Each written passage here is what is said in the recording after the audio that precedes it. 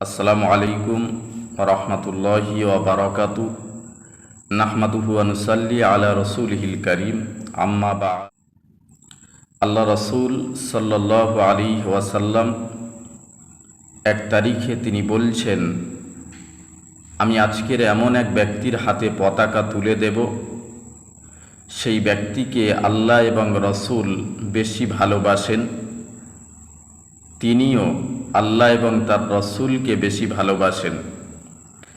তো এই কথা শোনার সাথে সাথে সাহাবাই কেরামগণ রাতের বেলা যে যার চিন্তা করছেন যে সেই ব্যক্তি কি আমি হতে পারবো।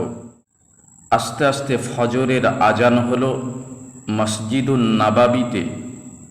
সমস্ত সাহাবাই কেরাম নামাজ আদায় করার জন্য উপস্থিত হলেন।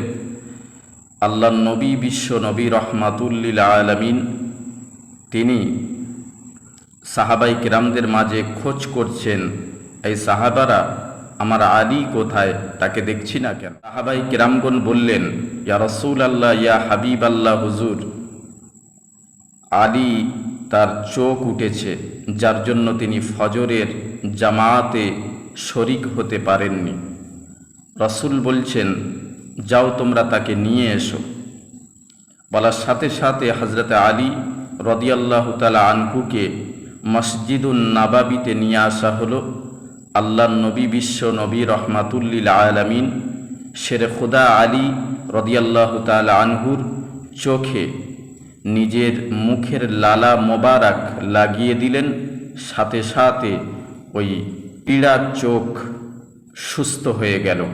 জোরে বলুন সুবহানাল্লাহ। তিনি এমন একজন নবী, আমি ওটাই বোঝাতে চাচ্ছি, তিনি এমন একজন নবী যার মুখের লালা মোবারকে ছিল আরোগ্য আর শেফা। আল্লাহ পাক আমাদের সকলকে সঠিক বোঝার তৌফিক দান করুন। আমরা বলি আমিন। সুস্থ থাকবেন, ভালো থাকবেন।